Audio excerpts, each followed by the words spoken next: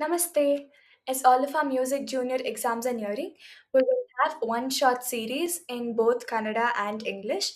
So you get a gist of each chapter in a very short amount of time. So let's get started.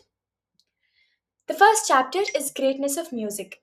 This whole study material is divided as key points. So it's kind of like a summary of each chapter, right?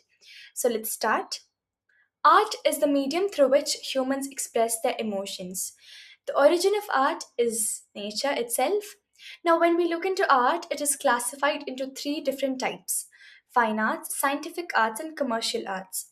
Music, dance, drama, all of these come under fine arts, right? So, now amongst fine arts, music holds the foremost position, which means the first place. Music is the language of heart.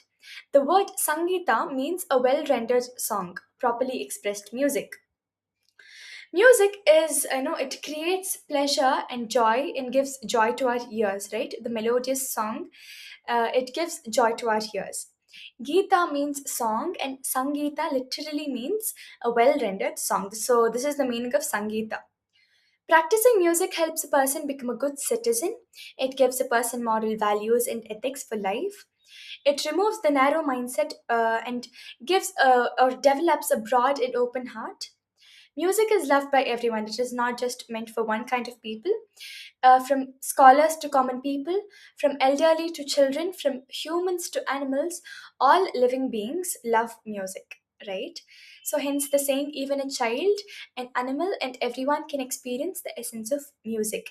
Shishur Veti, Pashur Veti, Veti Ganhar Sankhani is the, saying. Now there's a shloka which says, वीणावादन तत्त्वज्ञः श्रुतिजातिविशारदः ताळज्ञानश्च प्रयासेन मोक्षमार्गं सगच्छति. So the shloka is written by Yagnavalkya, who has said, the one who understands the principles of veena playing, which is nothing but instrument, one who is well versed in the classification of shrutis and jatis, and one who is skilled in tala. Such a person can easily attain liberation or moksha. Now we see another shloka which says, Shruti smrityadi sahityam nana shastra vidopicha sangeetam yena jananti dvipadaste mrighasmritaha. So this shloka literally means a person may be highly proficient or highly knowledgeable in areas like Shruti, Smriti, literature, and various other Shastra. However, if a person does not understand or if he is not aware about music, he is considered to be equal to an animal. So this shows the importance of music in each person's life. So now let us learn more about music. Music holds an important place among fine arts. It relieves stress and touches the heart of people.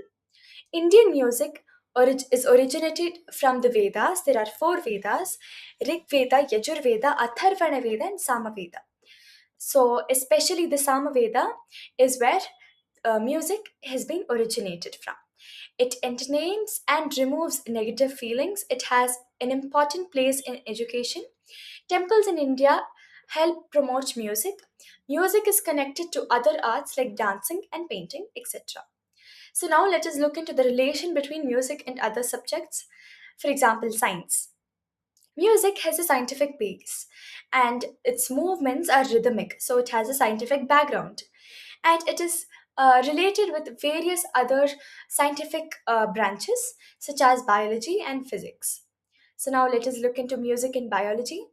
Music plays an important role in the physical and mental well-being. So the physical and the mental health, can be improved as we practice music. It also improves lung health. So lungs can be the health of lungs can be improved by practicing music.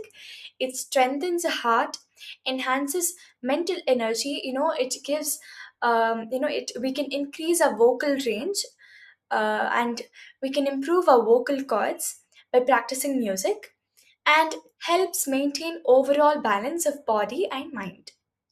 Music and physics. So, sound is directly related to physics and it is the base of music. Therefore, music is connected to physics through sound production, pitch, instrument design and sound technology. So we can here, learn how music is also related with various other subjects. Now, music and math. So mathematics is full of numbers, right? So tala and the avartana, it is completely numbers. So how many aksharas should be in one tala? How many avartanas should we put? So tala is a very important part of Carnatic classical music. So it is directly related with mathematics. So now let us look into music and psychology. Music practice brings peace to the mind and can solve psychological illness. So this is called as music therapy.